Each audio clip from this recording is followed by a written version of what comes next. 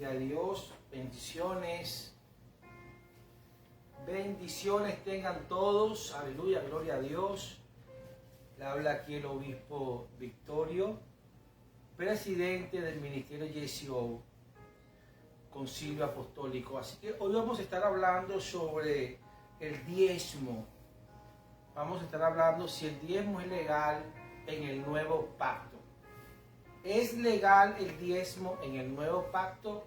Eso es lo que vamos a estar hablando en esta mañana. Quiero darle la bienvenida a todos los que están mirándonos por nuestro canal de YouTube, por TikTok, Facebook, por todas las líneas que estamos ahora mismo transmitiendo en vivo.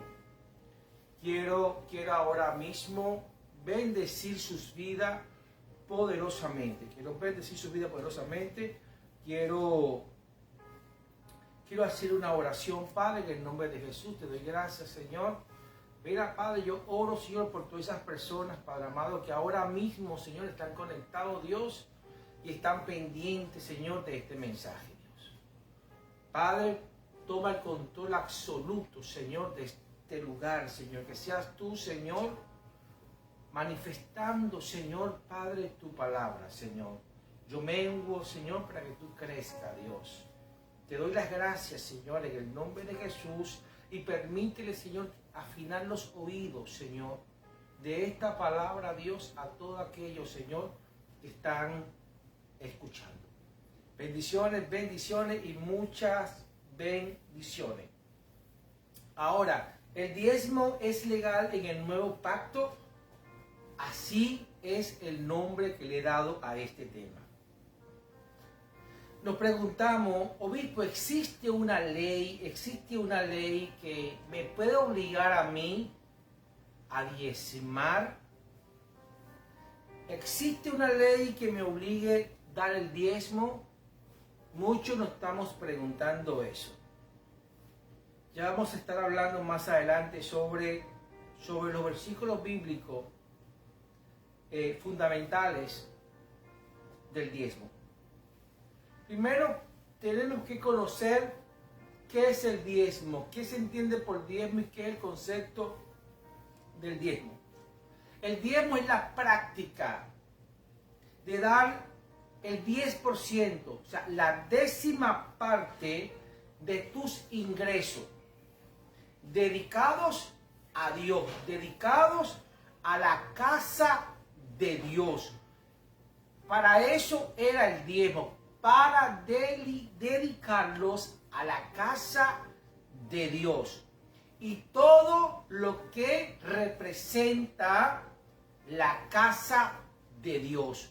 Para eso son los diezmos, para eso fueron los diezmos y para eso seguirá siendo los diezmos y las ofrendas y los votos y todas esas cosas.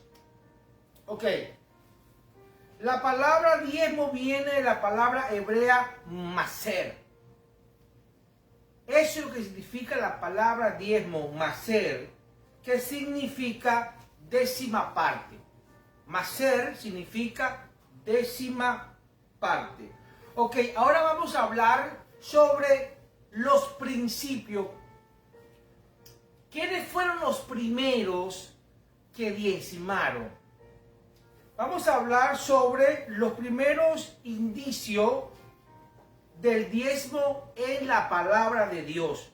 Y vamos ahí al libro de Génesis, capítulo 14, verso 18. Dice la palabra de Dios, en el verso 18, dice, entonces Melquisedec, rey de Salem y sacerdote del Dios Altísimo, sacó pan y vino. Y le bendijo diciendo, bendito sea Abraham del Dios Altísimo, creador del cielo y de la tierra. Y bendito sea el Dios Altísimo, que entregó tus enemigos en tus manos. Y después dice la Biblia, y le dio a Abraham los diezmos de todo. Ahí es donde se nombra la primera vez diezmo en la palabra de Dios. Entonces ahí todavía no había nacido la ley. Ahí todavía no había nacido la ley. ¿Estamos aquí? Entonces los primeros indicios del diezmo está en Génesis capítulo 14, verso 18, y lo practicó uno de los patriarcas, Abraham. Abraham dio el diezmo de todo, dice la Biblia, de todo el botín de guerra a Melquisedec. Este caso fue totalmente, repitan conmigo, voluntario. Este fue un caso totalmente voluntario y aislado completamente de la ley. No fue por un mandato específico del rey de Salem, Melquisedec. Fue una expresión de gratitud de Abraham. Fue una expresión de gratitud de Abraham por haber dado Dios a Abraham la victoria. Entonces Abraham tuvo una oportunidad de gratitud. Usted puede mostrar su gratitud a Dios con diezmo. Claro que sí lo puede hacer. ¿Vas para el infierno si no lo haces? No, no vas para el infierno si no lo haces. ¿Vas para el cielo si lo haces? No, no vas para el cielo si lo haces. El cielo o el infierno no tiene nada que ver si usted diezma o no diezma. Pero vamos a seguir desarrollando este tema. Entonces ahí nuestro primer patriarca, Abraham, es el primero que da ejemplo en la palabra de Dios de diezmar sin tener una ley que te obligue a hacerlo. Sin tener una ley que te comprometa a hacerlo, quieras tú o no quieras tú, tenía la obligación de hacerlo porque estaba nacida la ley. Entonces allí es un reflejo de gratitud con que se expresó Abraham a Dios por medio de la gracia que puso Dios, el auxilio que le dio Dios para que él saliera victorioso y él por gratitud bendecir a Dios con la 10ª parte de todo el botín que había tomado en esa guerra, en esa batalla. Digan conmigo, gratitud. Tengan bien en cuenta esa palabra. Y si vamos a Génesis capítulo 28, ahí vamos a tener otro escenario de otro patriarca. Otro escenario de otro patriarca en el versículo 20. En el versículo 20, ¿cuál es ese patriarca, obispo? Es Jacob. Jacob también en Betel, la Biblia habla en Génesis 28, donde eso ocurrió.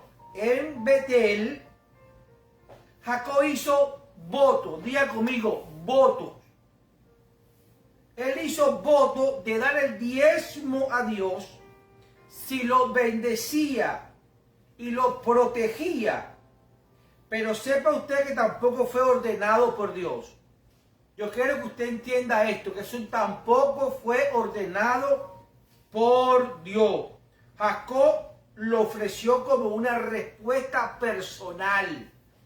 Una respuesta personal, una gratitud también hacia Dios.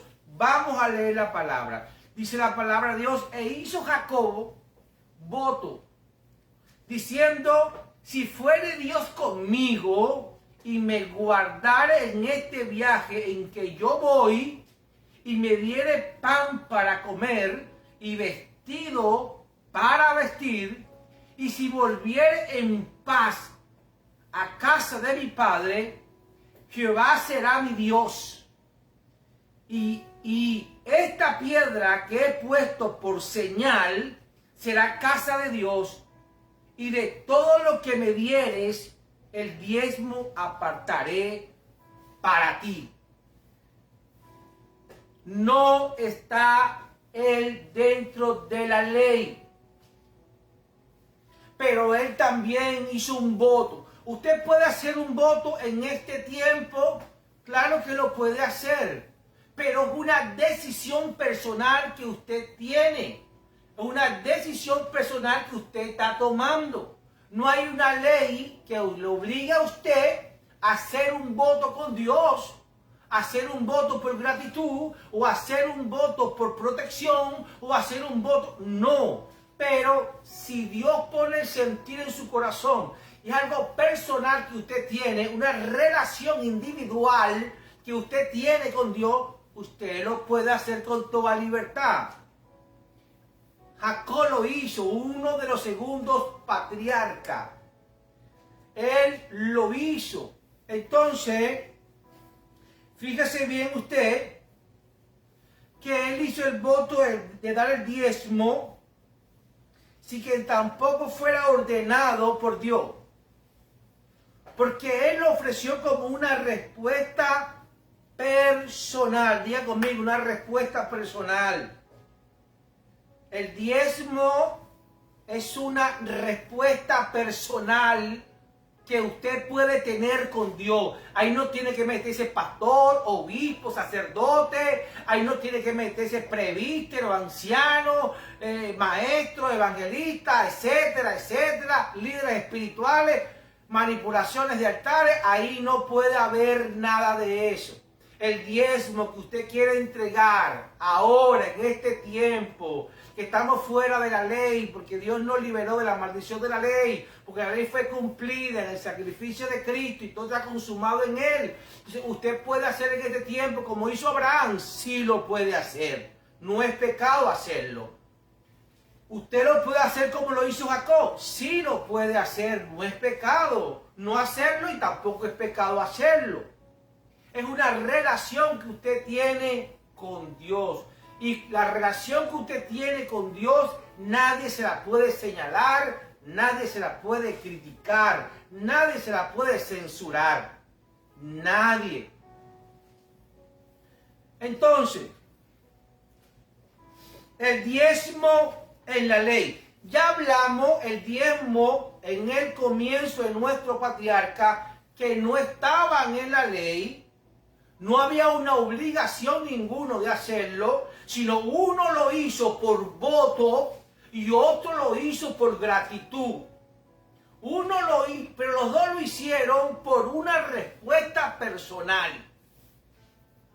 hacia Dios. ¿Me estoy explicando acá? ¿Estamos aquí? Ok. Ahora vamos a hablar, he desglosado este tema por parte. Vamos a hablar el diezmo en la ley de Moisés. En el libro de Levítico, y Número, el diezmo se instituyó como parte de la ley. Ahí comenzó la ley mosaica. ¿Para quién comenzó la ley mosaica? Para el pueblo de Israel. Para los hijos de Jacob, para las 12 tribus de Israel que formaban a Israel. Entonces aquí se le ordenó en la ley, y a quién se le ordenó como una obligación. Ahora escuchen, una obligación legal. Cuando usted tiene una obligación legal, estamos hablando que no es opcional. Usted tiene que cumplirlo porque es una ordenanza y es una obligación legal. Y si usted no hace esa obligación legal que usted tiene, usted va a acarrear condenación, usted va a acarrear señalamiento de la misma ley, de las consecuencias que usted puede incurrir en no cumplir la ley, cualquiera que sea. Entonces la ley era para el pueblo de Israel y era una obligación legal que nace en la ley mosaica. El diezmo fue un mandato exclusivo. La ley fue un mandato exclusivo. Los diezmos formaban parte de la ley para el pueblo de Israel. Ok, ¿cuál era el propósito del diezmo? ¿Por qué se levantó la ley del diezmo? ¿Por qué se levanta dentro de la ley del pueblo de Israel el tomar los diezmos? Número 1, para el sustento de los levitas. Número 2, y para los sacerdotes. Número 3, para el mantenimiento de la casa de Jehová. Número 4, para poder practicar la obra de la iglesia. La obra que fue encomendada a la iglesia, que es la religión de la iglesia, que es el materialismo de la fe. La fe sin obra es muerta. Entonces, la obra de la iglesia es la religión. Cuando una iglesia hace la religión que es santa y pura, como dice la Biblia, es visitar a la viuda, es visitar al preso, es visitar al enfermo, es visitar al huérfano, es recibir al extranjero, es alimentar al hambriento, es buscar al sediento. Eso es la obra de la iglesia. Usted puede ser una iglesia, usted se puede considerar una iglesia, usted se puede considerar que asista a una iglesia, usted se puede considerar un cristiano, pero si la religión no está operando en su vida, usted es una religión con una fe muerta.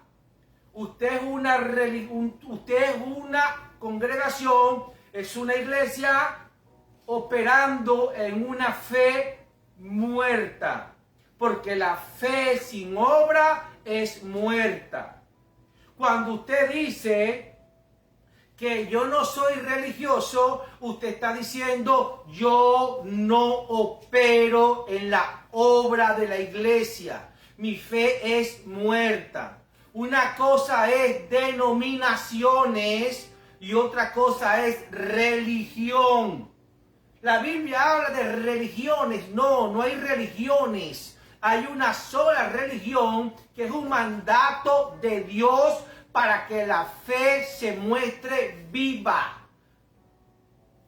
Lo que se habla son de denominaciones. Denominaciones pentecostales, denominaciones carismáticas, denominaciones católicas, denominaciones testigos de Jehová. Son denominaciones, esas no son religiones.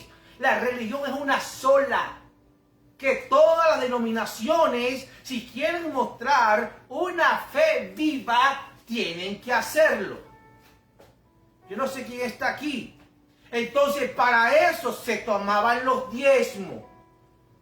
Para eso se tomaban los diezmos, para hacer visible la fe de la esposa de Jesús. Para hacer visible la obra de la iglesia. Yo no sé quién está aquí. Entonces,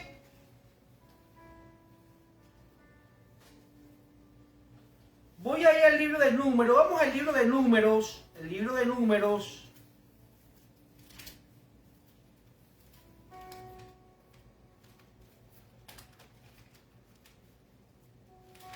Libro de Números, capítulo 18. 18, verso 21.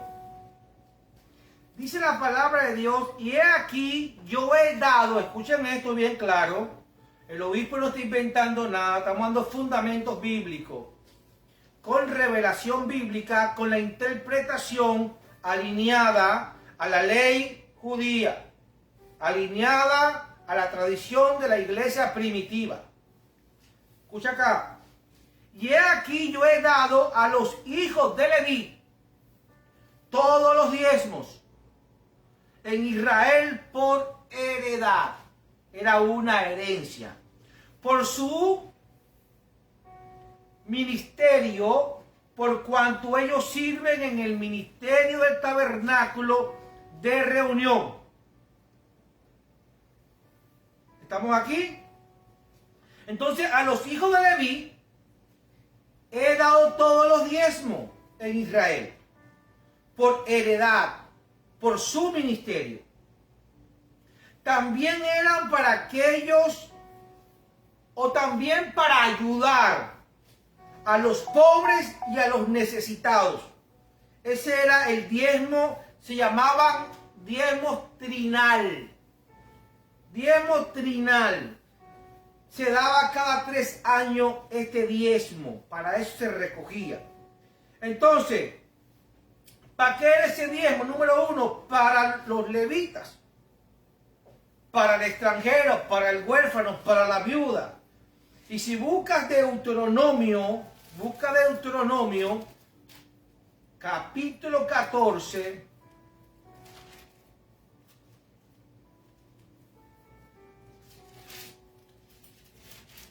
Deuteronomio capítulo 14, verso 28, dice la palabra de Dios acá, a fin de cada 3 años sacarán todo el diezmo de tu producto de aquel año y lo guardarás en tu ciudad. Y vendrá el levita que no tiene parte ni heredad contigo, y el extranjero y el huérfano y la viuda que hubiera en tus poblaciones, y comerán y serán saciados, para que Jehová tu Dios te bendiga en toda obra que tus manos hicieran. ¿Estamos aquí? Entonces ese era uno de los diezmos que se tomaba según la ley obligatoria, que no era que tú te podías saltar o no saltar. No, que no es mandatorio, que no, eso era mandatorio. Cada 3 años se tomaban estos diezmos que se llaman trinal. Estamos aquí. Fundamento bíblico lo hablamos ahora. Y si tú vas a Deuteronomio ahí mismo, pero en el capítulo 12, vaya el capítulo 12, en el versículo 17, vas a ver también allí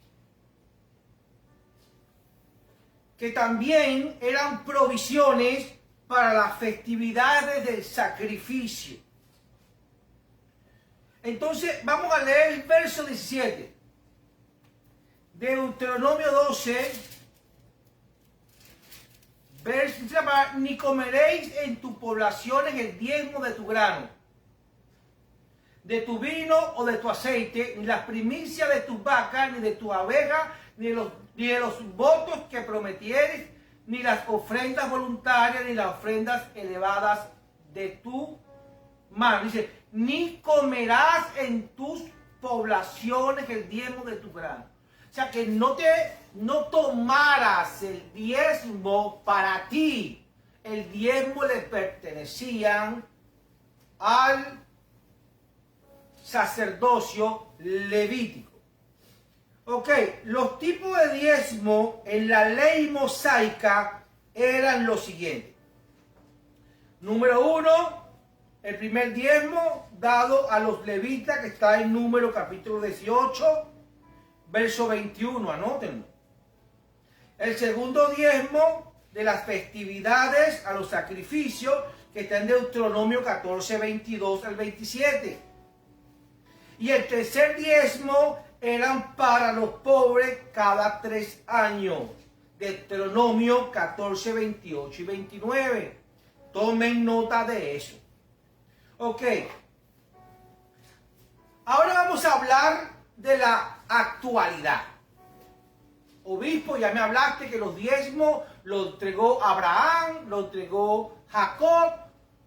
Fue una decisión personal de cada uno de ellos. Uno lo dio porque hizo voto con Jehová, otro dio por gratitud, no estaban dentro de la ley y lo pudieron practicar.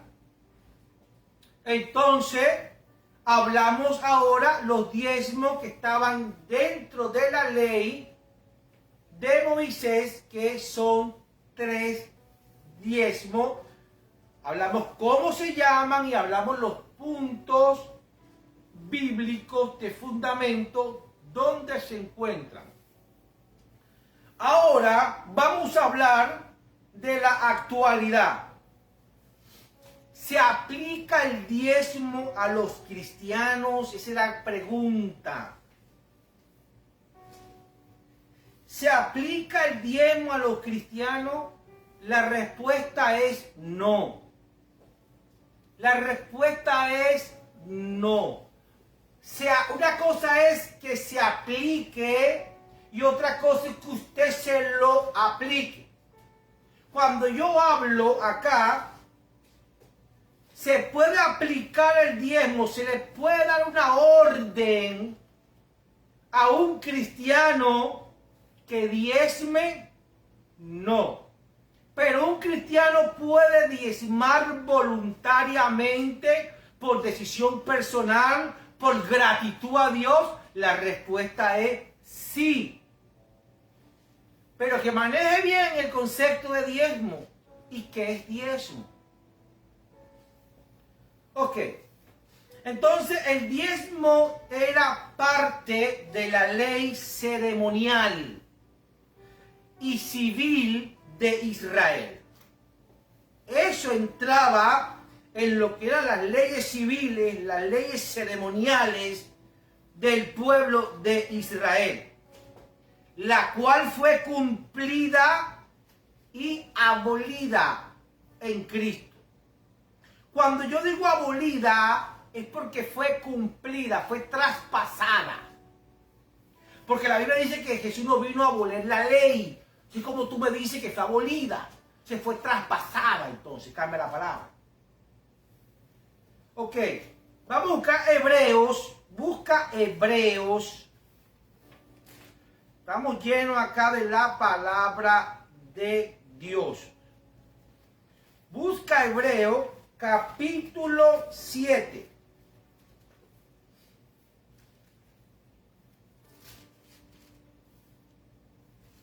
Hebreos capítulo 7. Ok. Dice la palabra de Dios.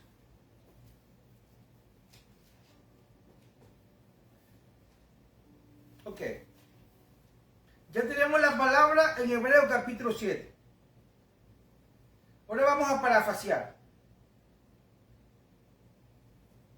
Su sacrificio, el sacrificio de Jesús, anuló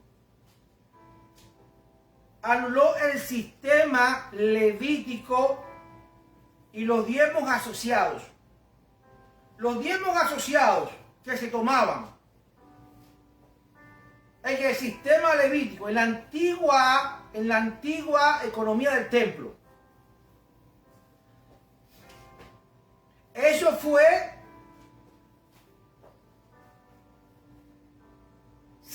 abolido por el sacrificio de Jesús, y eso lo vamos a hablar más adelante. No quiere decir la palabra abolido para que la gente no entre en tropiezo cuando lea la Biblia, que la Biblia dice, obispo, que Jesús no vino a abolir la ley, sino a hacerla cumplir. Ya te voy a tener que explicar eso también. No quería explicarlo, pero voy a tener que explicarlo porque hay muchas personas, sin ofender a nadie, que son ignorantes en la revelación del diezmo. Ok. Entonces,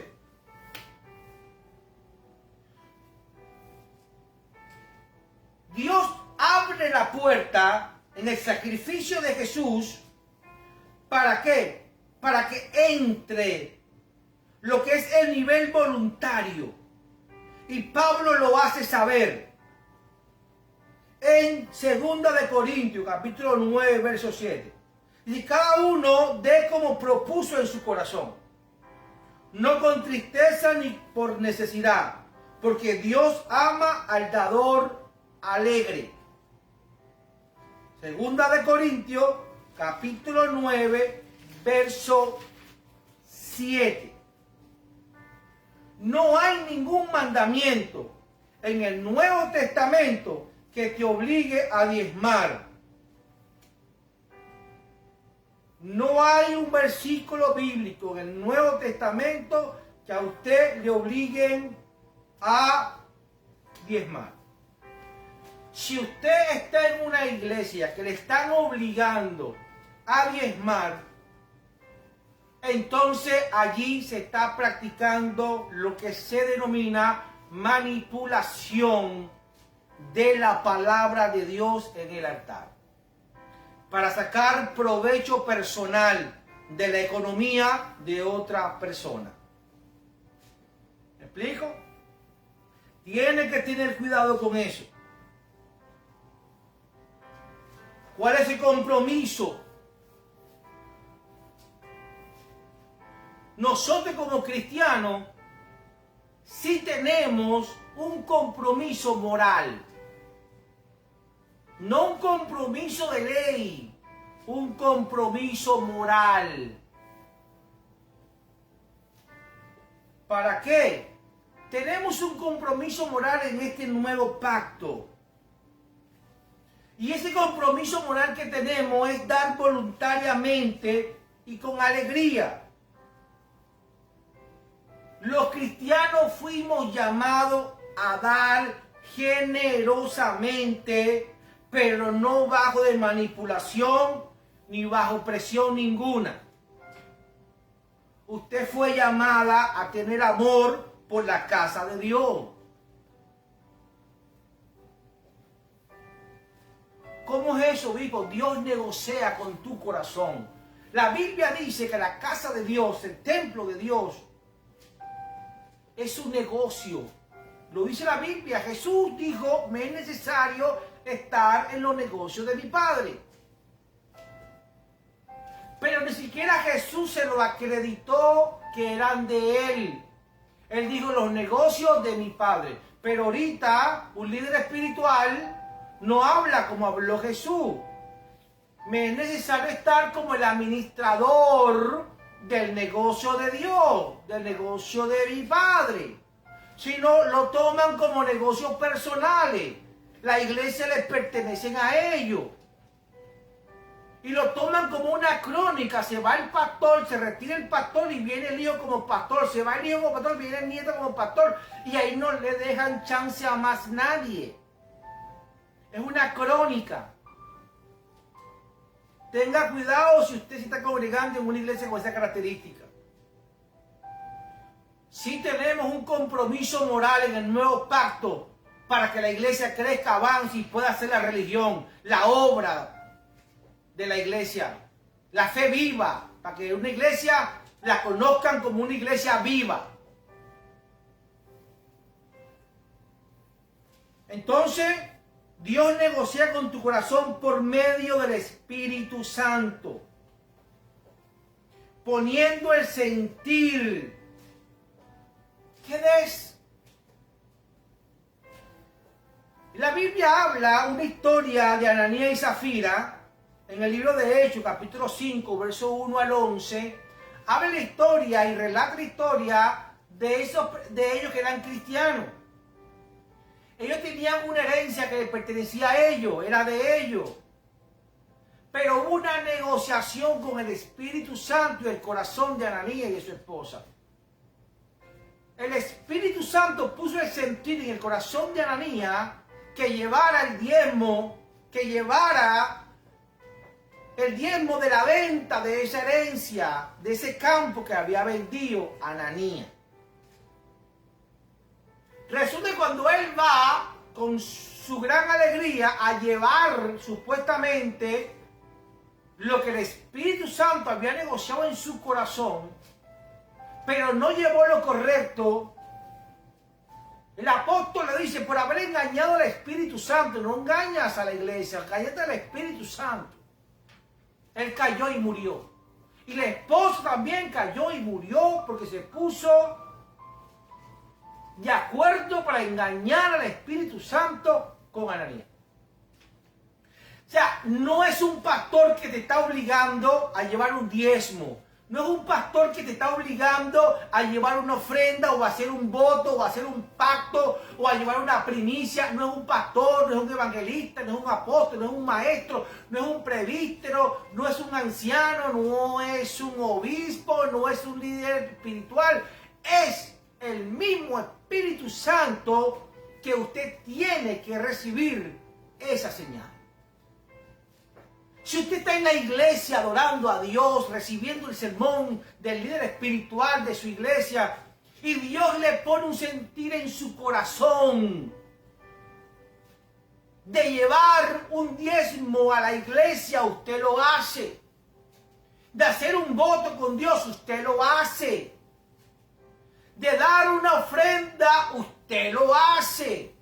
Pero que no sea obligado por ningún hombre. Y si usted no cumple, no obedece a lo que el Espíritu Santo, esa sensación que usted está sintiendo en su vida, para saber si es Dios o es emoción, usted tiene que ser una persona espiritual. Porque hay personas que son emocionalistas, que llegan a la iglesia y el líder espiritual da un sermón que le toca la fibra de sus emociones y van y venden la casa, van y venden el carro, van y venden la mansión, van y hacen todo lo que sean y lo llevan a la iglesia, hacen millonario a un hombre y ellos quedan después vacíos completamente, porque cuando entran en sí, cuando despiertan de ese éxtasis de engaño, de emoción, se sienten estafados. Usted tiene que tener discernimiento en su congregación.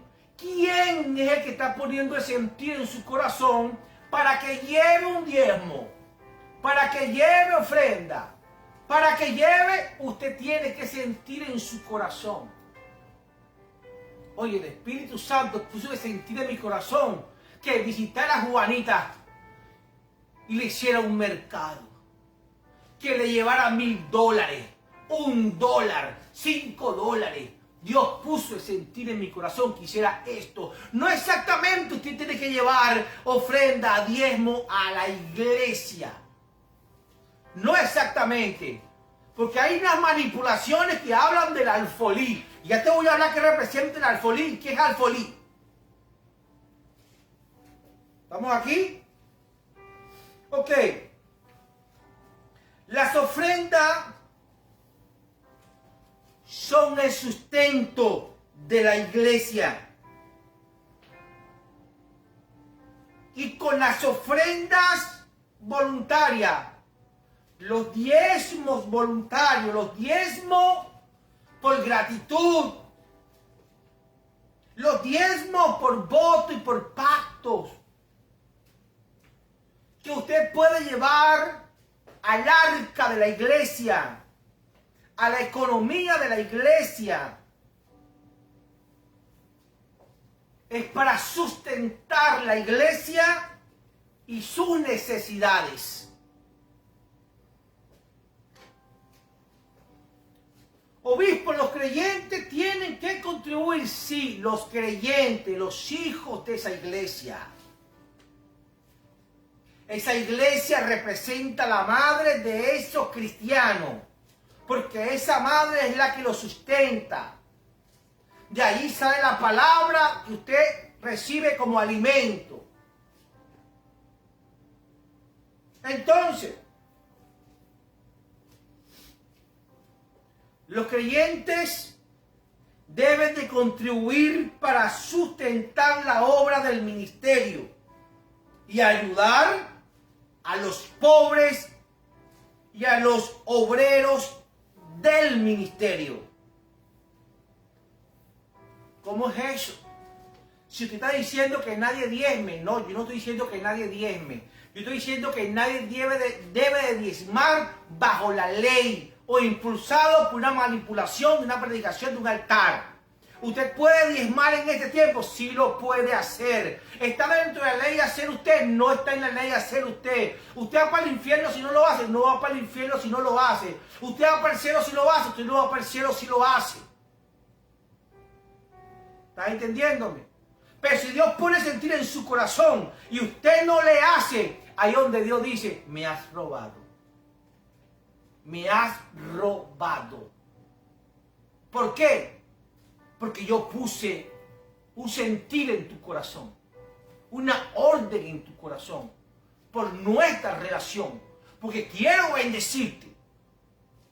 Y quiero que tú seas instrumento de bendición en mi casa. Y tú te hiciste el sueco. Tú no lo hiciste. Por lo tanto, Ananías murió, la esposa murió. Hay mucho en este tiempo que Dios pone sentir en su corazón de sustentar la obra, de ayudar a la obra, y no lo hacen, y por eso no han muerto, no morirán por esto, pero muchos están enfermos, están débiles, y muchos han muerto, que desconocemos nosotros, pero que la palabra nos revela. Amén. Yo no le estoy quitando la oportunidad ni el portal que pueda tener usted abierto de parte de Dios en usted hacer voto con Dios por gratitud. Ni tampoco le estoy cerrando la puerta o el portal, como usted lo quiera llamar, de la oportunidad que Dios le da a usted para que se le revele a usted que Dios ha sido bueno con usted y usted quiere dar con gratitud los diezmos. Usted lo puede hacer, pero no manipule a Dios, que Dios tiene que responder a usted obligadamente como el cielo. No. Ok. La Biblia dice en 1 Corintios, dice la Biblia, vamos a buscarlo, vamos a buscar Corintios, 1 Corintios, capítulo 16.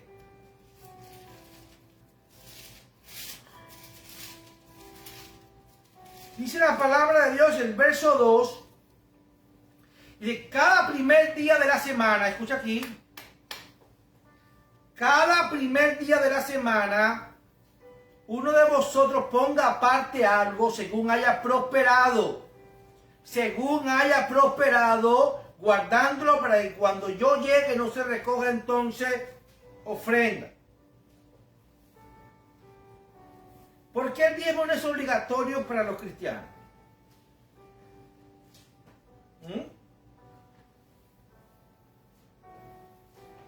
En el nuevo pacto no se recoge en lo que se denomina leyes externas, sino en una relación de gratitud y fe. Olvídense de las leyes externas. Olvídese de las leyes externas. O de leyes individuales que levantan ministros dentro de la iglesia para que no se sienta groseramente una manipulación de altar. Pero usted tiene que velar y tener cuidado si le están llevando a un nivel de presión para que usted cumpla leyes externas,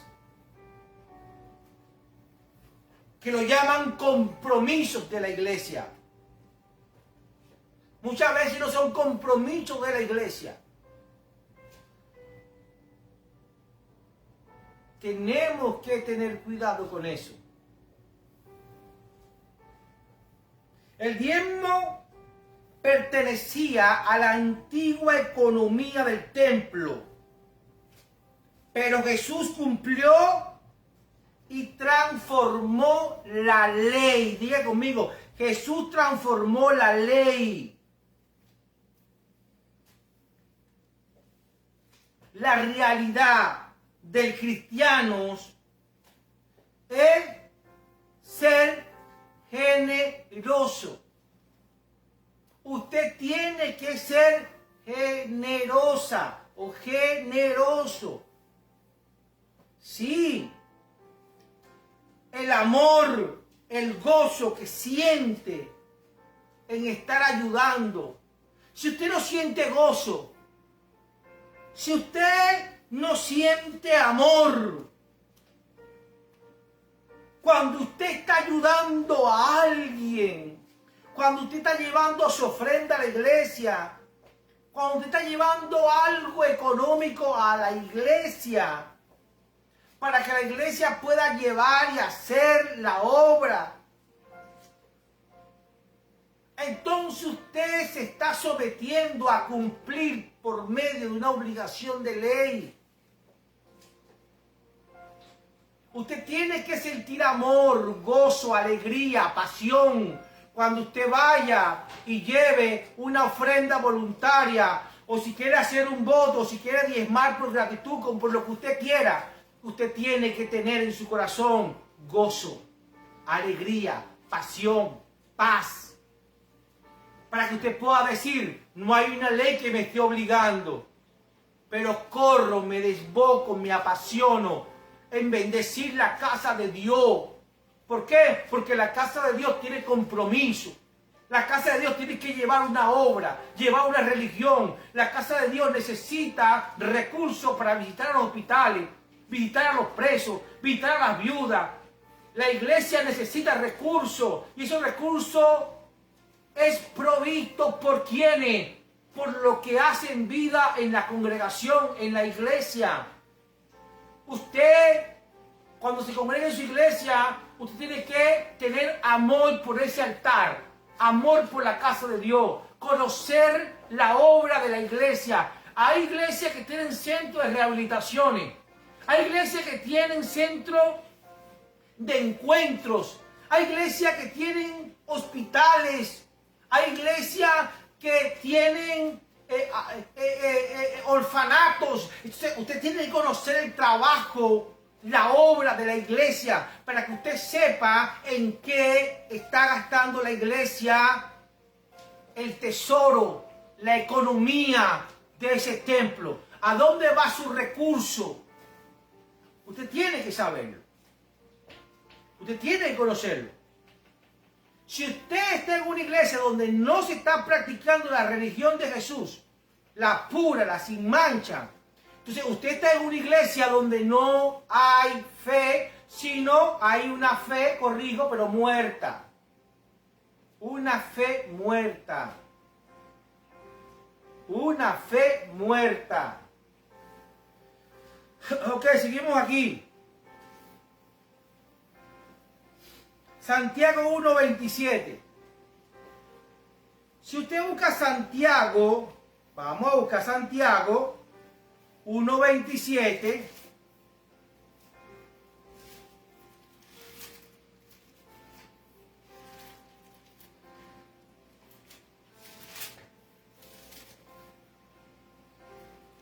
Ok.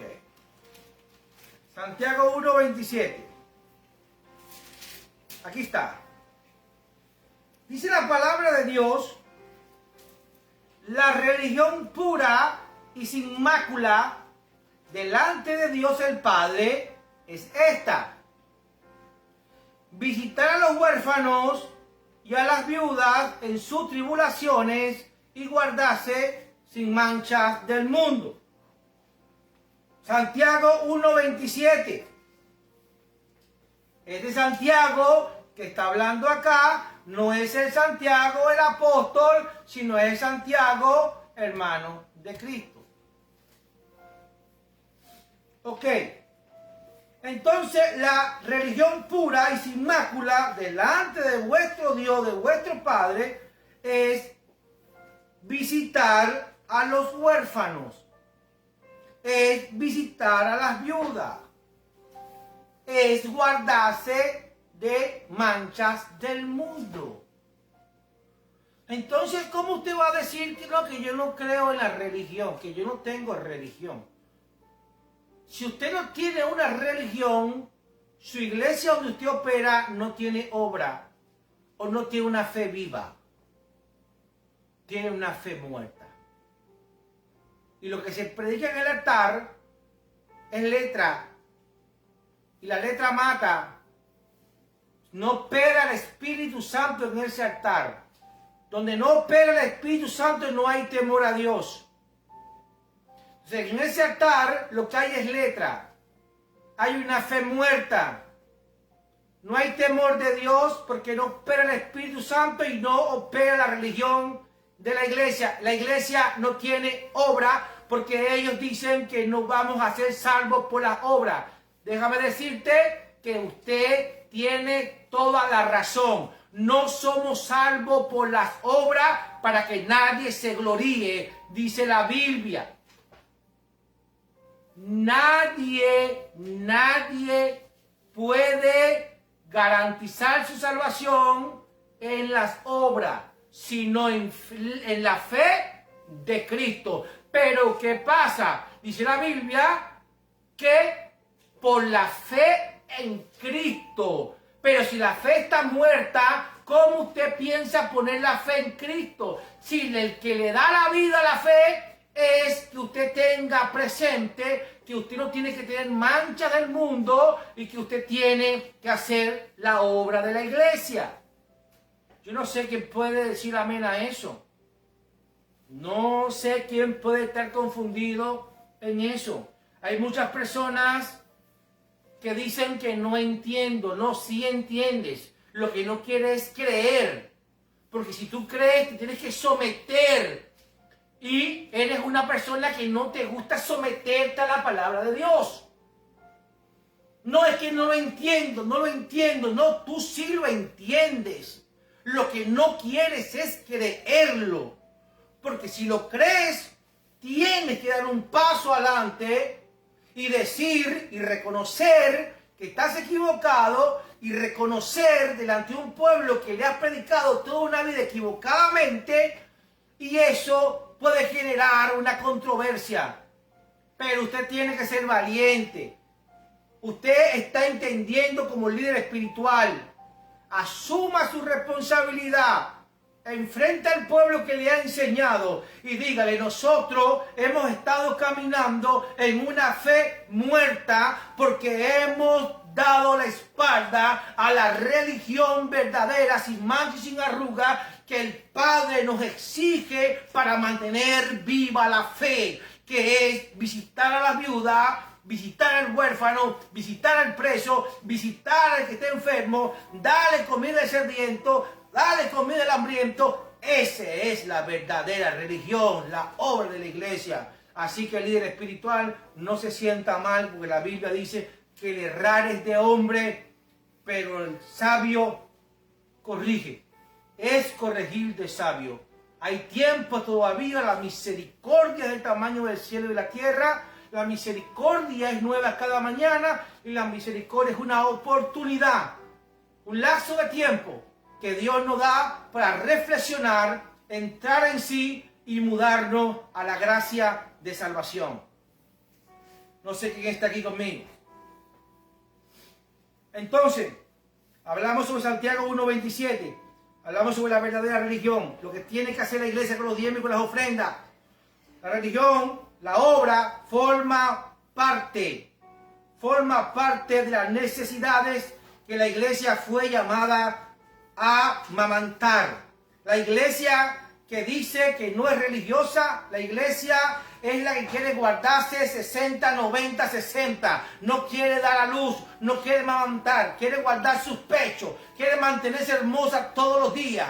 Pero déjame decirte que tú como iglesia eres el nuevo pacto. Tú como iglesia eres hermosa. Tú como iglesia, aún trabajando, aún pariéndole al Padre, aún amamantando la obra, usted no va a perder su hermosa figura. Usted no la va a perder, usted no la va a perder. Así que no piense usted que haciendo la verdadera religión que exige la palabra de Dios, en Santiago 1:27, usted va a perder su hermosura y su belleza.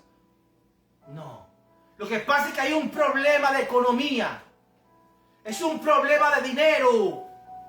Usted como líder espiritual, si usted no está haciendo la obra de la iglesia y no se hace llamar que usted es un religioso, entonces es porque usted no quiere gastar el dinero que entra a la iglesia.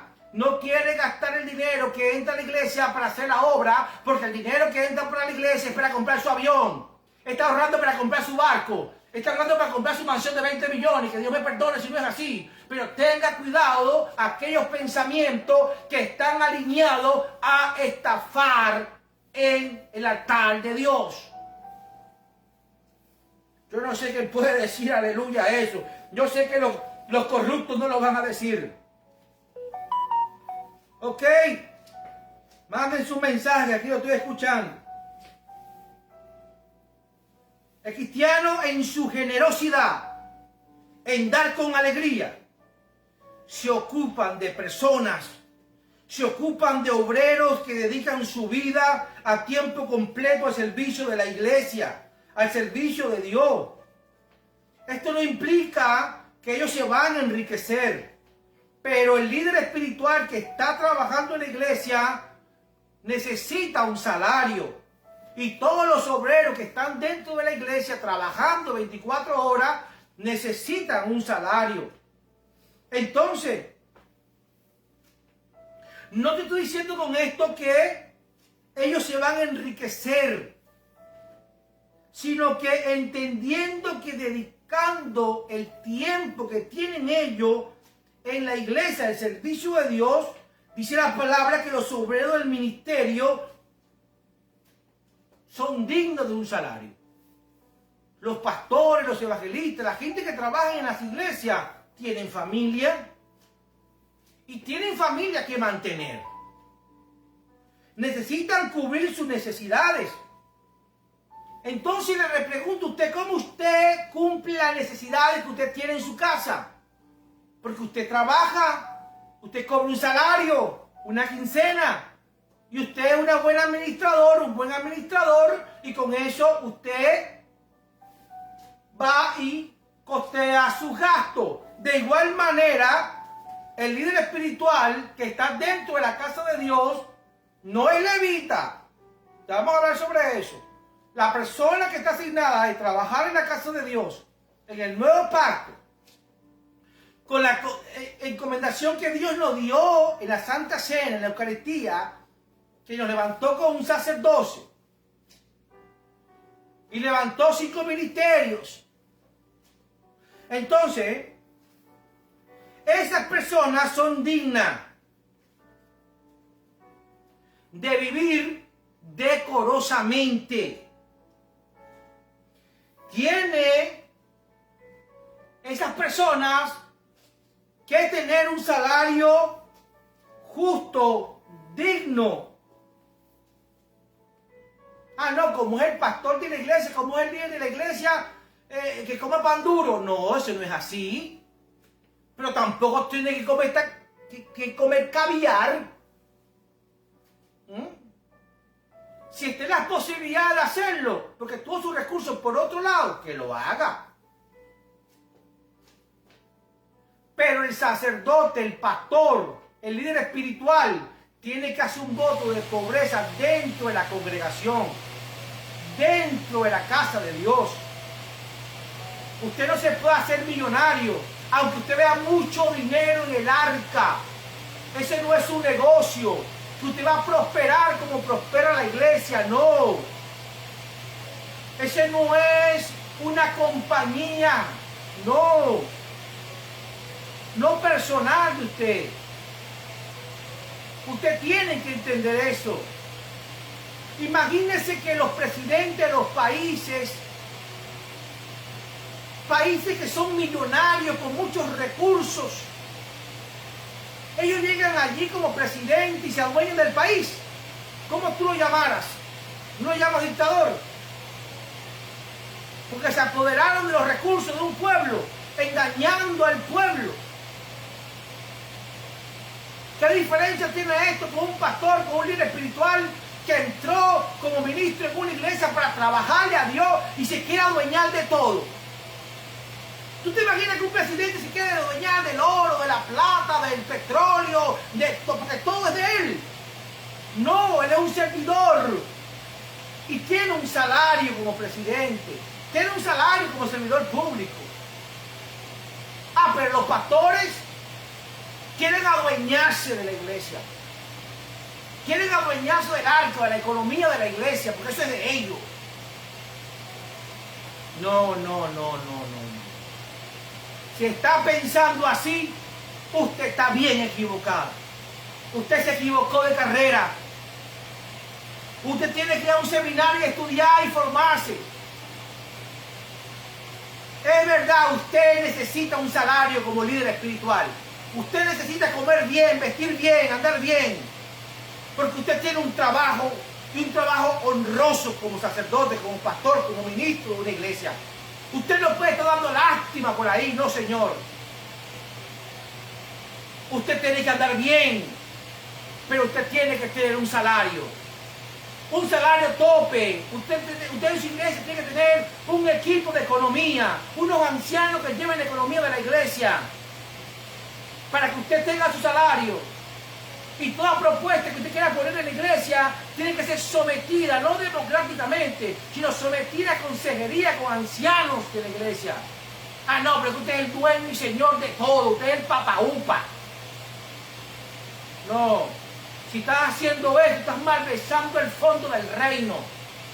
Vas a ser culpable, no porque yo te estoy declarando culpable, no porque yo sea un juez sobre tu vida, sino la palabra dice, cuídate de ti mismo y de la palabra. Eso es lo que dice la Biblia. Seguimos aquí. Ok. Vamos acá. Entonces los pastores son dignos. La Biblia dice que todo trabajador es digno de su salario. La Biblia dice que el que trabaja en el altar, viva del altar. Pero no seas grosero. No seas vulgar. Respete y ten temor de Dios. Ok. ¿Por qué te digo eso? Porque hay líderes mañosos. Hay líderes abusadores. Que sacan versículos de contexto para atemorizar a los creyentes. Le hablan de ruina. Le hablan de pobreza, antro. Le hablan de escasez y le hablan de infierno. Esos son 4 puntos fundamentales que hablan los engañadores que se hacen dueños de los altares, de los templos, para poder saquear la economía, para poder traquilar la oveja y poder hacer negocio con su lana y dejarlas a ellas en mitad del desierto con frío y calor y sin nada como protegerse. Porque aún lo que le predican es una fe muerta, es una letra vacía. ¿O la escuchan? Te voy a llevar al libro de Malaquías. Malaquías es el último libro del Antiguo Testamento. Busca Malaquías capítulo 3. Aquí lo tengo. Malaquías capítulo 3. Verso 6. Escucha esto, que esto es súper interesante. Dice la palabra de Dios. Esto es uno de los versículos senior. Uno de los versículos más importantes y más conocidos. Y lo que más practica el corrupto de altar, el abusador, el engañador, el saqueador, los líderes que están detrás de tu economía y no le importa la religión de la iglesia, no le importa la obra de la iglesia, porque no le importa a los pobres ni las viudas, no le importa eso. Ellos están ahí porque es un negocio y lo hicieron para ellos, porque ellos tienen una visión de casa nueva, de carro nuevo, el espíritu, la prosperidad y el pacto y la guacharaca. Escúchalo. El versículo 6 dice, porque yo Jehová, me encanta esto, porque yo Jehová no cambio por esto, hijos de Jacob. ¿A quién estaba hablando? Digan conmigo, a los hijos de Jacob. Porque yo Jehová no cambio. Por esto, hijos de Jacob, no habéis sido consumidos. Ahora el versículo 7 dice: desde los días de vuestros padres os habéis apartado de mis leyes y no las guardaste. Ok. Número 1, diga conmigo, hijo de Jacob. ¿Quién era Jacob? Se le cambió el nombre ¿a quién? A Israel. ¿Le estaba hablando a quién? ¿A los hijos de quién? De Jacob. ¿A los hijos de quién? De Israel. Israel se formó un pueblo. Seguimos. Está hablando que le dice, desde los días de vuestros padres. Desde los días de vuestros padres os habéis apartado de mi ley y no guardaste la ley. ¿De qué se apartó el pueblo de Israel? ¿De qué se apartó los hijos de Jacob? Digan conmigo, se apartaron de la ley. Se apartaron de la ley y no la guardaron. Y él le dice, volveos a mí y yo me volveré a vosotros. Punto número 3. Volveos a mí y yo me volveré a vosotros. Pero ahora lo más importante. Ha dicho Jehová de los ejércitos. Ve lo que dice. Él le pregunta, volveos a mí. Y los pobres niños lindos y preciosos, el pueblo de Israel, los hijos de Jacob, ay, pobrecito de ellos, que ellos no sabían de qué tenían que devolverse. Ellos dijeron, ¿en qué hemos de devolvernos? ¿En qué hemos de devolvernos? Nos está diciendo, devuélvanse a mí, yo me volveré a vosotros. ¿Pero de qué estás hablando, Dios? Yo te voy a decir de qué estoy hablando. Estaba diciendo, ¿en qué hemos de volvernos? Ahora viene, ¿robará el hombre a Dios? Le digo, pues vosotros me habéis robado. Pues vosotros me habéis robado. Y dijiste, ¿en qué te hemos robado? Ah, no saben en qué me han robado. Al pueblo de Israel, que dejaron la ley, que no guardaron la ley. Jehová se puso muy bravo y lo visitó y le dijo, pueblo de Israel, hijo de Jacob, volveos a mí para yo volver a vosotros. Y ellos le preguntaron, ay, pobrecito, el que no sabe la cosa, ¿en qué te hemos fallado, Señor? ¿En qué te hemos fallado? ¿En qué tenemos que movernos nosotros? Y Jehová le dijo claramente, ¿en qué te hemos robado? En vuestro diezmo y ofrenda. El pueblo de Israel dejó la ley, no la guardó. Por lo tanto, Jehová se interesó en que ellos se volvieran a él, para él volverse a ellos. Y le hizo saber en dónde estaban fallando, en el cumplimiento de la ley, que se estaban haciendo los suecos. Y Jehová le estaba diciendo, me han robado. ¿En qué te hemos robado? En nuestro diezmo y ofrenda. Y le dijo, maldito soy con maldición. Le dijo, malditos son con maldición, porque vosotros, la nación, escúchame, la nación toda. No dijo las naciones, la nación toda. Estaba hablando de las 12 tribus que conformaban a Israel, que eran los hijos de Jacob, que se habían apartado de la ley. No estaban diezmando, no estaban ofrendando. Y le estaba diciendo, maldito soy con maldición, porque vosotros, la nación toda, me habéis robado. Pero los pastores de este tiempo, ustedes han robado a Dios, hipócrita mentiroso. Yo no he robado a nadie. No, yo no he incumplido ninguna ley. Si no hay una ley, por lo tanto no hay una consecuencia de algo. ¿Cuál? Yo no he robado a nadie. Entonces, ahora ve lo que dice el Señor. Traed todos los diezmos al alfolí. ¿Qué es el alfolí, señores? El alfolí es un granero. El alfolí eran lugares donde se guardaba el trigo. En donde estaba escaseando el trigo. En donde estaba escaseando la comida. Ellos estaban gorditos, bellos y hermosos. La nación toda estaba gorda y hermosa.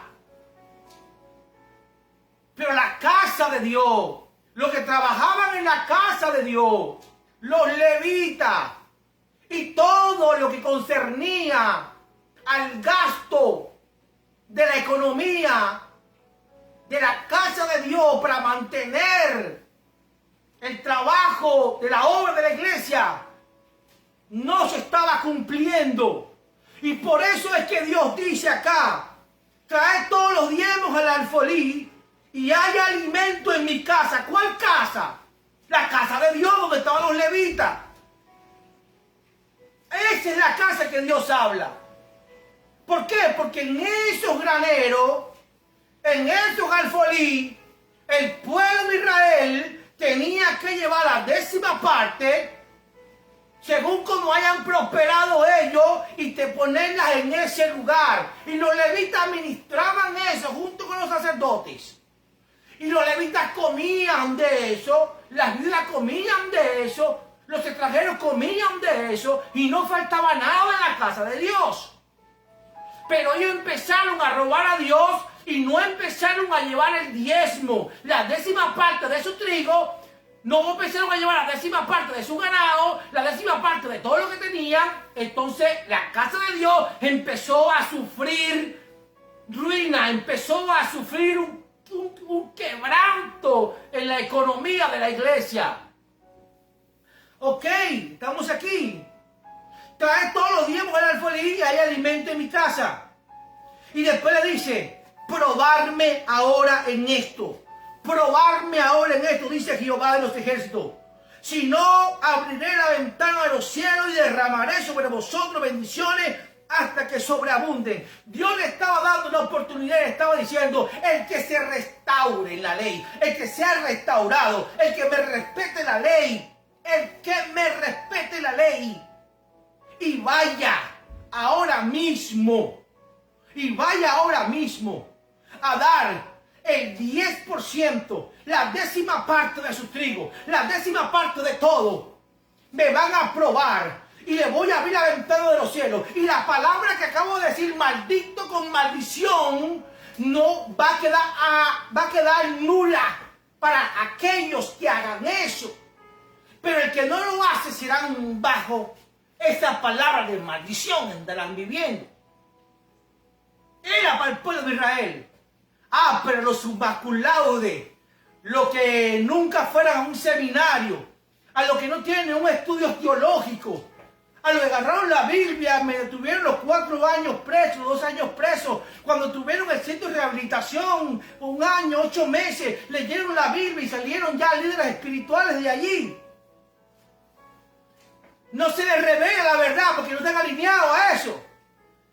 Empiezan a mentir, a decir, hey, si usted no lleva los diezmos al alfolí, ¿cuál es el alfolí? El alfolí es el altar. ¿Quién dice que el alfolí es el altar? El alfolí es aquí. Y si usted no trae el 10% de todo lo que usted gana, la Biblia dice que el maldito será con maldición. Hipócrita mentiroso, estafador. Y la Biblia también dice que te puedes librar. La Biblia dice que prueba a Dios para que tú veas Como el carro nuevo viene, como la casa nueva viene, Dios va a abrir la ventana de los cielos y va a hacer que tú seas un hombre bien bendecido. No se dejen manipular más, por favor. No se dejen manipular más. Un líder espiritual tiene que hacer un voto de pobreza. Cuando un presidente, un líder político, gubernamental, va a entrar a incursionar en una vida política y gana la presidencia de un país, lo primero que le hace es un estudio socioeconómico para saber cuánto dinero tiene y con cuánto dinero va a salir de la presidencia. Y le hacen después, si sale con mucho más dinero, vienen demandas de corrupciones, demandas de apropiaciones indebidas y demandas y demandas. ¿Sabe por qué? Porque se enriqueció ilícitamente tomando provecho de su posición política, que fue puesto ahí para administrar y dirigir una nación y no para robar. Así nosotros, los ministros, tenemos que hacer un estudio socioeconómico cuando tomamos el gobierno de la iglesia, como líderes espirituales, como embajadores en cadena, como el ángel de la iglesia, como el sacerdote, como el mayordomo de la casa de Dios. Y usted tiene que aprender a vivir con lo que la iglesia le paga. Usted tiene que hacer un voto de pobreza porque nadie se hace rico asalariadamente. ¿Cómo es eso que el pastor Juancito Trucupé y Juan Charrasqueado tienen una mansión de 40 millones de dólares, pero el papá y la mamá viven por allá en un ranchito en tal lado? No son ricos de cuna entonces. ¿Dónde hicieron su dinero? ¿Dónde lo hicieron? Y la pobre gente tragilada. Y la obra de la iglesia en el piso. No se dejen cortar con ese cuchillo de cartón. Yo hice un voto de pobreza. Yo tengo que vivir con mi salario de ministro. Que yo me puedo hacer rico, claro que me puedo hacer rico, pero no dentro de la iglesia. No usando los recursos de la iglesia. Yo me puedo hacer rico, ¿por qué? Yo puedo escribir libros inspirados y venderlos. Yo puedo ser un conferencista y la gente me invita y por principios me dan una participación, como dijo Pablo, cada primer día de la semana tomen algo aparte para cuando yo llegue no te estén recogiendo. Es un principio muy bonito cuando invitas a un ministro a tu casa de oración. Usted no le paga un salario, usted le bendice.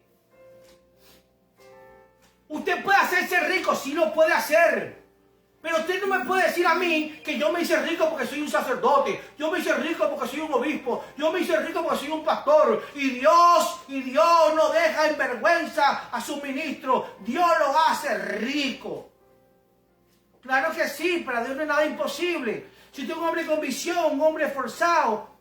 Pero ¿cómo te vas a hacer rico dentro de la iglesia? ¿Dónde está eso escrito? No, usted está equivocado si lo está haciendo. Usted tiene que vivir dignamente, honrosamente, pero decorosamente, sin dar de qué hablar, sin dar de qué señalar. Por eso muchas veces el evangelio está en el piso. Porque estamos viendo líderes espirituales con aviones privados, con yates, con aquello, con lo otro, y con para allá, y con para allá, y con mansiones de 20 millones, 30 millones. Y hace 5 años, 7 años, 8 años vendían mangueras o eran meseros en un restaurante. No, es que Dios me ha prosperado, mentiroso. Dios no te prosperó, usted robó la casa de Dios. Usaste la estrategia del diablo para robar y hacerte rico. Rompiste el principio de un voto sacerdotal, un voto como un ministro, como un reverendo. Lo tiraste al piso. Quisiste beber como los reyes, Arrepiéntase si usted es uno de esos. Que todavía está vigente la sangre de Cristo. Todavía está vigente la sangre de Cristo. Ok. Estoy hablando y dirigiéndome a los líderes mañosos, abusadores, que sacan versículos de contexto para atemorizar a los creyentes. Y Malaquías 3:6 en adelante es uno de ellos. Para dejar allí al hombre frío completamente, porque muchos son ignorantes. Esos son como los 450 profetas de Baales, que lo que tenían era un show, y la gente se distraía con el show que hacían. 450 profetas de Baales tomando diezmos y ofrendas obligatorias en la ley, pero nunca descendió fuego del cielo, porque eran más artistas que otras cosas, eran más show que otra cosa. Pero se levantó un hombre de oración, un hombre profeta, un hombre alineado a Dios, Elías, y los retó. Los altares son muy parecidos, por eso es que la gente se deja engañar. La estructura física de las congregaciones son muy parecidas, se deja engañar. Pero ellos empezaron a hacer show. Y Elías se empezó a burlar, le dijo: ¿será que está de vacaciones, está de paseo, se está bañando? ¿Qué está haciendo tu Dios? Y se jazaban y hacían espectáculos. Y la gente allí, gente con 3 años y medio con necesidad, no había llovido sobre Israel. Tenían sed, tenían hambre, su cosecha estaba en el piso. Pero tenían 450 profetas de Baal engañándolos, quitándole todas las plumas, quitándole toda la lana. Pero ahí se levantó Elías y lo retó. Y le dije: voy a retarlo. Y yo voy a orar. Y aunque esté difícil esta posición para mí, porque agua está ahora mismo en el altar, aún con todo eso yo voy a hacer mi oración y va a ser conocida como una oración ferviente. La Biblia dice que descendió fuego del cielo, pero el agua, la lluvia, descendió sobre el pueblo, sobre sus siembras, sobre su esfuerzo. Y allí se pudieron quitar las vendas de los ojos al pueblo y llevaron a esos 450 profetas de Baal al arroyo y lo decapitaron, lo eliminaron. Usted tiene que entender que si usted no tiene respuesta de Dios en lo que está haciendo, evalúe qué se está haciendo en el altar de su congregación. Corra de ese lugar. Ok, estamos aquí. Entonces Malaquías habla sobre esos versículos que usan ellos. Deuteronomio 14, 22, 23, que habla específicamente de los diezmos agrícolas. También Levítico 27, 30, que era un mandato para la ley ceremonial y cumplida en Cristo. Todo eso, toda esa manipulación lo usan muchos líderes espirituales. Muchos líderes espirituales. Ok. Los diezmos de Abraham a Melquisedec, el cual se realizó una sola vez como acto voluntario, eso no hay más registro que Abraham haya diezmado nuevamente. Pero en Número, ahora escucha, en Número capítulo 18, verso 21, esos versículos es donde los ministros de este tiempo, los engañadores de este tiempo, usan como argumento. ¿Por qué? Porque ellos se hacen llamar el equivalente del sacerdocio levítico. Eso es un falso argumento para engañar. Los levitas eran una tribu sin herencia en la tierra. El sacerdote levítico fue abolido con la venida de Cristo Jesús. ¿Se acuerda que lo mandé a buscar la palabra de Dios en Hebreo, capítulo 7? ¿Se acuerdan? Vamos ahora a leerlo. Dice la palabra de Dios, el verso 11. Si pues, escúchalo, si pues la perfección fuera por el sacerdocio levítico, porque bajo él recibió el pueblo la ley. Bajo el sacerdocio, el pueblo recibió la ley. ¿Qué necesidad entonces, qué necesidad habría aún de que se levantase otro sacerdote según el orden de Melquisedec y que no fuese llamado según el orden de Aarón? Porque cambiado el sacerdocio, escucha, cambiado el sacerdocio, necesario es que haya cambio de ley. Cambio de ley, o sea, ya no hay una ley, hay un cambio de ley por medio de un nuevo sacerdocio, que es el sacerdocio de Melquisedec. Ese mismo sacerdocio de Melquisedec, rey de Salem, que recibió los diezmos de Abraham por gratitud, también opera en el Nuevo Testamento, en el Nuevo Pacto.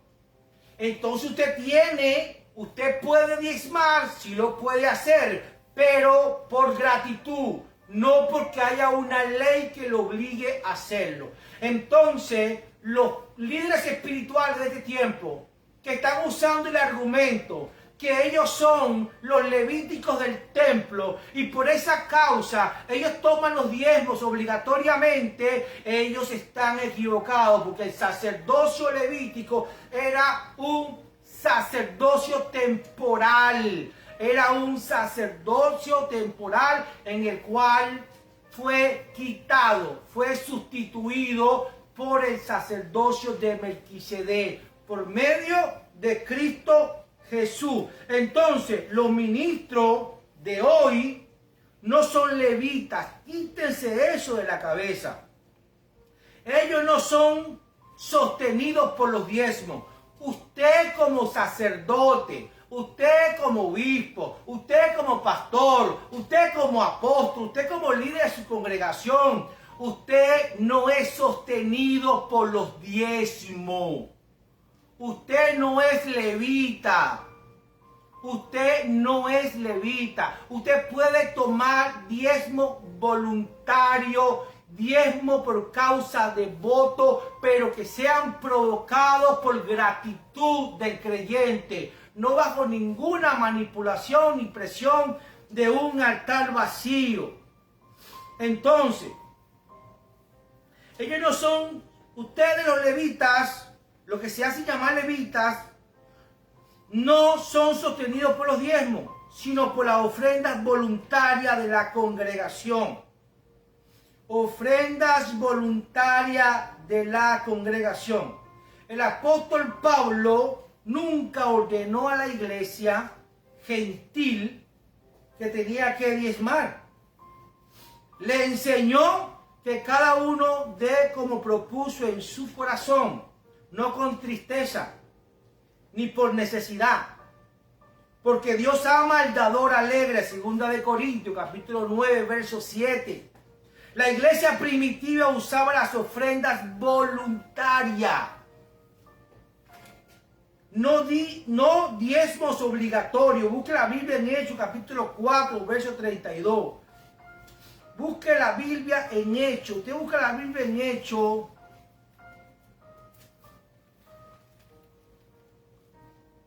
Hechos, capítulo 4.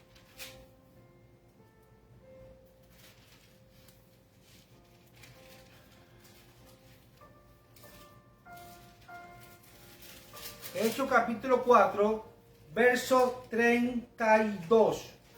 Dice la palabra de Dios: y la multitud de los que habían creído, escúchame, y la multitud de los que habían creído era de un corazón y un alma, y ninguno decían ser suyo propio, nada de lo que poseían, sino que tenían todas las cosas en común. Y con gran poder los apóstoles daban testimonio de la resurrección de Jesús, y abundante gracia era sobre ellos. Así que no había entre ellos ningún necesitado. No había ningún necesitado, Porque todo lo que poseían, heredades o casas, lo vendían y traían el precio de los vendidos y lo ponían a los pies de los apóstoles y se repartía a cada uno según su necesidad. Según su necesidad. Era un nivel de fe en ellos, la iglesia primitiva, que vendían cosas porque ellos se mudaban de pueblo, de aldeas, porque eran perseguidos. Entonces todo lo que ellos tenían voluntariamente, no era una obligación, era voluntario, que ellos iban a los líderes de la iglesia, a los líderes espirituales y entregaban lo que tenían que entregar. No era porque eran diezmos, no era porque los apóstoles los obligaban, era algo voluntario. Dice que había amor, dice que había amor en ellos. Cuando ellos se convertían había amor. El amor, Cristo es amor. Cristo estaba en ellos. Y por lo tanto había un dolor en su vida cuando había necesidad en su prójimo. Y por esa causa ellos llevaban eso para que no hubiera necesidad. Y la Biblia dice que los apóstoles tenían una equidad y repartían equitativamente a todos. Había una equidad, no hacían excepciones de persona. Ok, ¿qué le corresponde al cristiano bajo el nuevo pacto? ¿Qué es nuestro deber como hijo de Dios? ¿Qué debemos hacer nosotros como hijos de Dios? ¿Y qué nos corresponde a nosotros como cristianos hacer bajo el nuevo pacto? El hecho de que el diezmo no esté vigente, el hecho de que no estamos obligados por una ley diezmar, de hecho que el diezmo no está vigente en el nuevo pacto y sea ilegal tomarlo como exigencia, eso no nos exime a nosotros como creyentes la responsabilidad de ofrendar. Nosotros tenemos que tener amor por la casa de Dios. Y esto no se centra en enriquecer a los ministros, a los líderes espirituales, sino de sostener a la obra de la iglesia y a los que trabajan en la iglesia. Usted no puede criticar a un líder espiritual que está recibiendo un salario por su trabajo. Porque a usted nadie le critica el cobro de su oficio como trabajador en la empresa donde usted hace el trabajo. Todo trabajador es digno de su salario. Todo. Todo. Entonces, el diezmo, la ofrenda, no se basa en la ley, sino en la generosidad, en el amor y en la gratitud que usted tenga hacia la obra de Dios y hacia lo que hace la obra de Dios. Es algo personal suyo. Usted me puede decir a mí, obispo, pero yo diezmo. Está bien, yo no te lo voy a censurar. Si usted diezma, es algo que usted está tomando como decisión propia porque hay una gratitud en su vida en hacerlo. Hay otros que muestran su gratitud de otra manera. Pero a usted se le reveló diezmar. Pero no ponga su confianza en eso, en que usted va al cielo. Porque ni por diezmar vamos al cielo, ni por las obras vamos al cielo. Somos salvos por gracia y por medio de la fe. Por medio de la fe. Primera de Corintios, capítulo 9, versos 13 y 14, te habla sobre esa generosidad.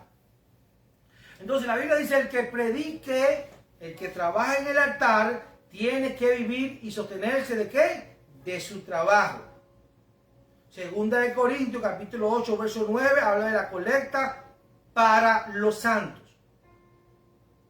Pablo lo organizó de esa manera.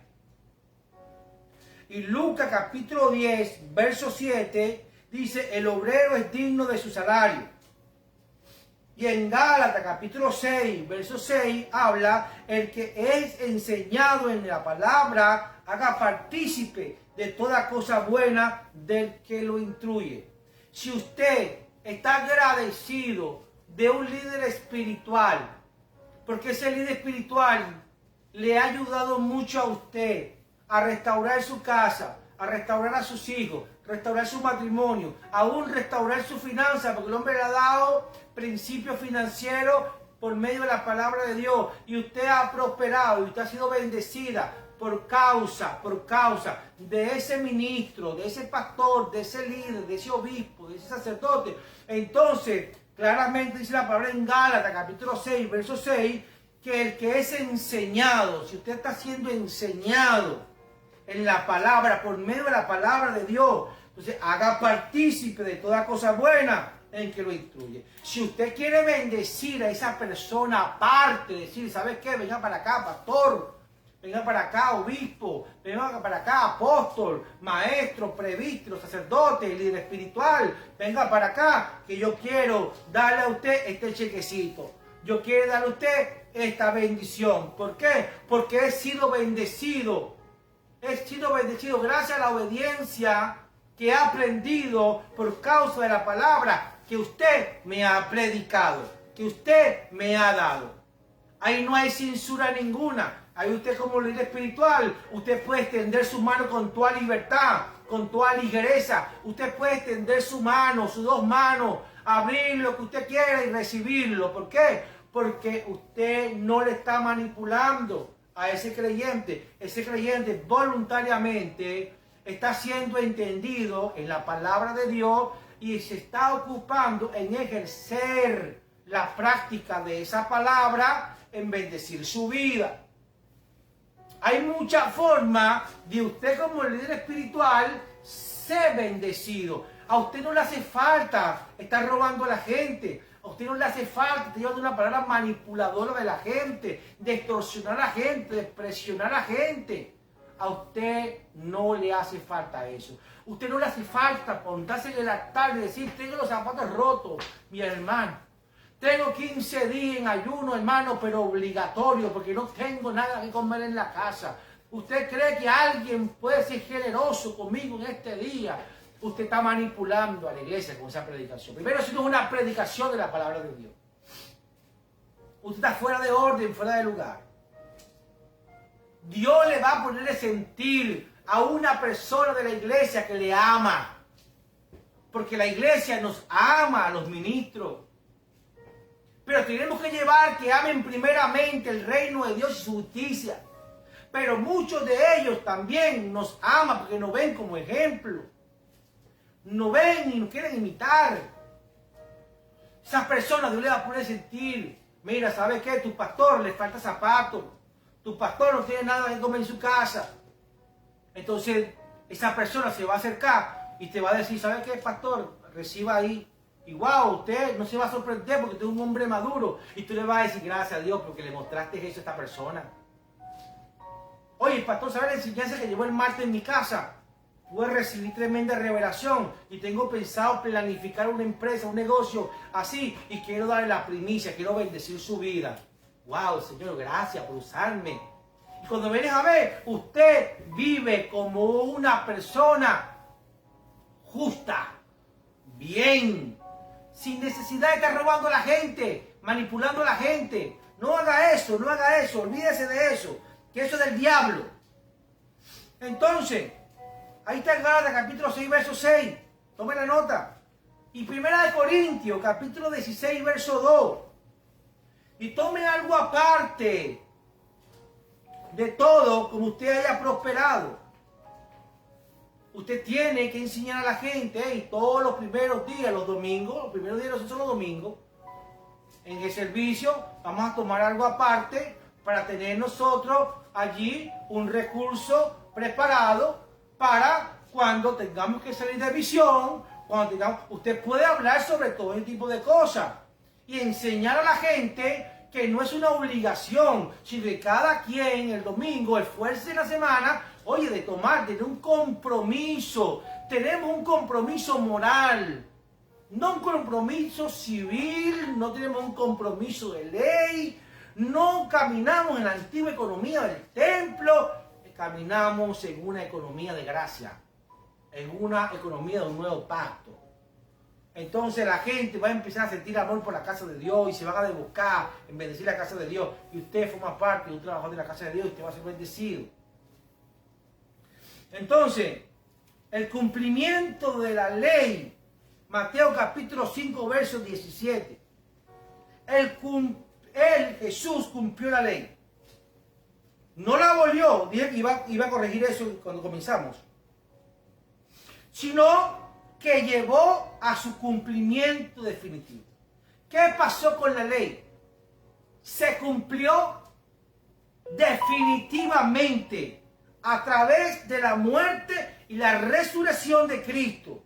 Mateo capítulo 5, verso 17. Esto significa que la ley que previamente nos exigía sacrificios, nos exigía el diezmo o normas específicas de cualquier índole, fue cumplida. Escúchame, fue cumplida plenamente en Cristo. Jesús resucitó y ahí se cumplió la ley. ¿En dónde se cumplió la ley? En el amor de Dios y en el amor al prójimo. ¿Por qué?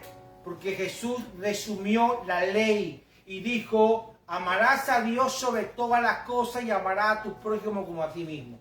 Cuando usted hace eso, usted está cumpliendo la ley en Cristo por fe.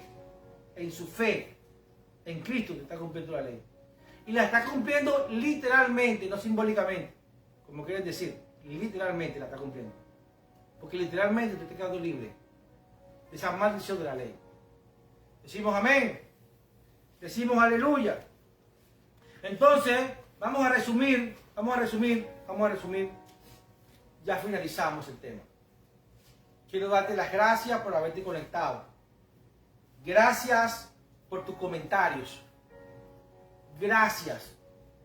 Espero que este mensaje te haya ayudado para que puedas entender tu posición como cristiano, tu responsabilidad como cristiano en el nuevo pacto, en lo que se refiere a la economía de la iglesia. También se habló sobre el diezmo fuera de la ley en nuestro patriarca, que fueron votos voluntarios y por gratitud entre Jacob, Abraham y Melquisedec, el rey de Salem. También se habló sobre los 3 tipos de diezmo que se tomaban según la ley mosaica, que no era opcional, sino era obligatorio. También hablamos sobre el compromiso que tiene el creyente moralmente para que la iglesia sea sustentada y sea levantada, para que haga la religión, la obra de la iglesia, para que tengan una fe viva y no una fe muerta. Para que todo lo que se predique en el altar sea palabra vivificante, vivificadora y no letra muerta. También hablamos en este tema sobre las manipulaciones que toman versículos fuera de contextos, líderes espirituales, y lo desarrollamos. Hablamos también sobre cómo un pastor merece vivir justamente, haciendo su voto de pobreza aún como sacerdote, como líder espiritual de una congregación. Cómo tiene que vivir honestamente, porque la palabra lo hace y la palabra sí lo justifica. Y cómo él puede usar la palabra de Dios a su favor, en poder darle sabiduría a las personas y que esa persona voluntariamente le bendiga su vida.